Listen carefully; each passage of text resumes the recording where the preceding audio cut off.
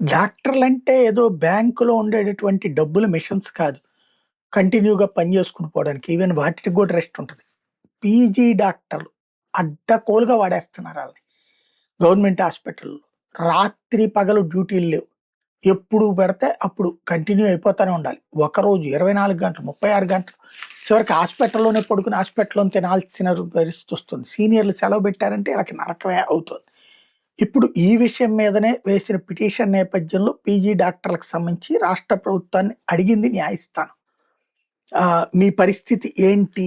ఎందుకు ఇట్లాగ జేస్తున్నారు? పీజీ వైద్యులకి సంబంధించి విధి విధానాలు ఏం రూపొందించదలుచుకున్నారు అన్నటువంటిది. ఒక 6 గంటలు లేదా 8 గంటలు పని చేయించుకోవడం కరెక్ట్ కానీ, అంతకు మించి పని చేయించుకోకూడదు. ఒకవేళ అట్లా పని చేసేటట్టయితే డబ్బులు ఇంతని ఫిక్స్ చేసి రోజుకి 20,000, 50,000 ఫిక్స్ చేసి అంతివ్వాలి అని పెడితే అప్పుడు ప్రభుత్వమే కంట్రోల్ అవుతది.